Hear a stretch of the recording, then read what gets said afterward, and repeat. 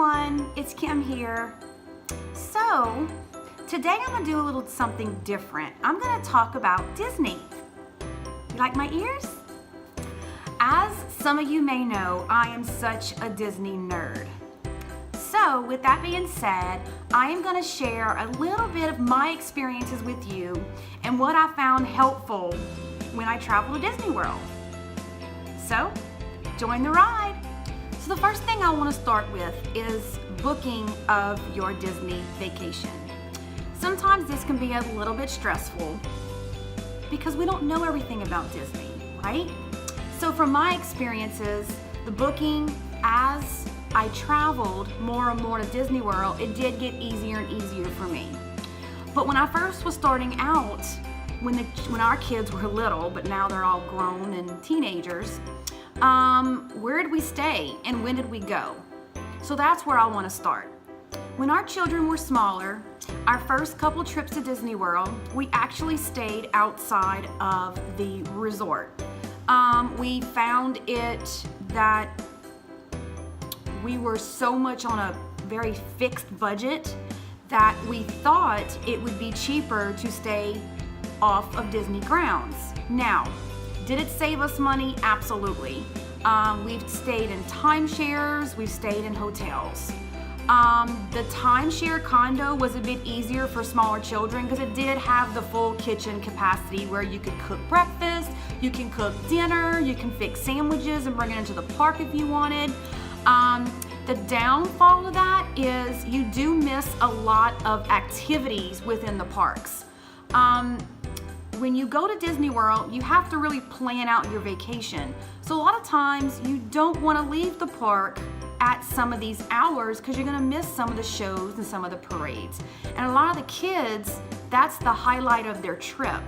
So for us, staying outside of the resort the first couple times did save us money, but it did lack in the experience of the whole Disney World theme, magical experience. Now, as far as bringing a lunch or packing a lunch for small children, if you are provided a stroller or you bring your own, you don't have to carry a big backpack full of food and drinks.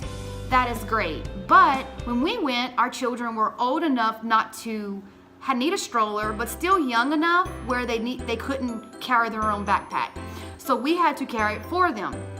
This by itself was stressful. Carrying the backpack all day for 6 hours, 7 hours, sometimes 8, 9, 10 hours, no. They got hungry every hour because you're doing a lot of walking. In southern Florida, as we know, it is hot. So the lunch thing for us really didn't work out because it did take a lot of the magic away from being inside Disney World. Now for some of you guys, if you only have 1 or 2 children, this may work out, but here we go again. If you do want to pack your lunch, just know that you will be carrying that around with you all day. So the next thing I do want to talk about is staying on the Disney Resort and where we stayed at. So there was a couple of times we did stay at the resort with our children being smaller. We always opted to stay at a value resort because we would rather spend our money inside the parks versus the hotel.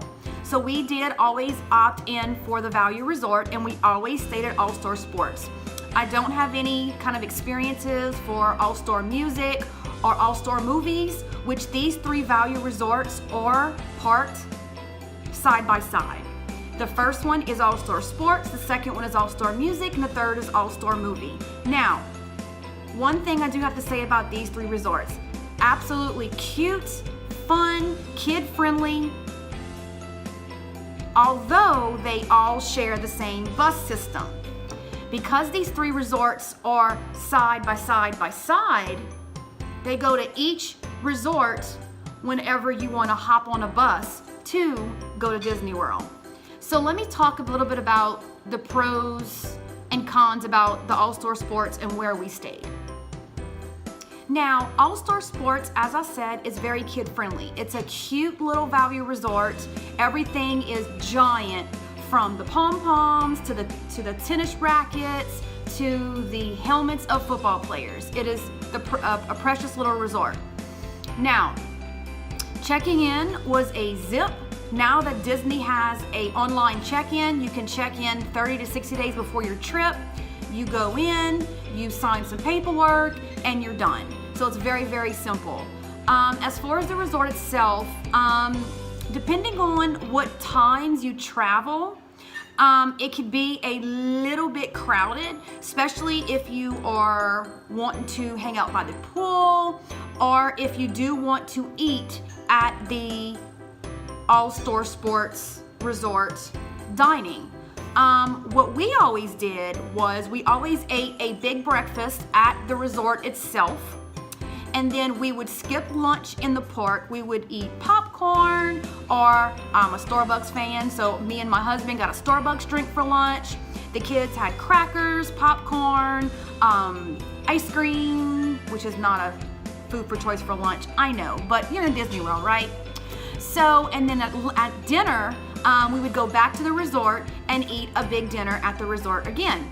Now, the All-Star Sports little buffet offers a wide variety of food, from hamburgers to hot dogs to spaghetti to chicken to pizzas. It is a very large buffet, so I'm sure adults and kids both will find it satisfying. Now, the All-Star Sports rooms, as you may know, it is a standard size hotel room. It was decorated very, very cute with sports memorabilia and pictures on the walls. Nothing real special. Now, FYI, there are two types of rooms at Disney's All-Star Sports. There is a standard room and there's a preferred room. As you may know, the preferred room does cost a little bit more. What you get with the preferred room is most of them have bathtubs and showers, and they are closer to the pool and eating areas. So if you're one that you find that you don't want to do a whole lot of walking because it is a big resort, I would refer to the preferred room. We always get a preferred room only because when I've been walking for 6 to 9 hours at a park, I am exhausted and I just want to go to my room and relax. So that's why we always choose the preferred rooms. So with all that being said, my opinion, would I stay inside the park or outside the park? Myself and my family, we always enjoyed staying inside the park. You get more magical experiences, although it is a little bit more pricey, but it's worth the price.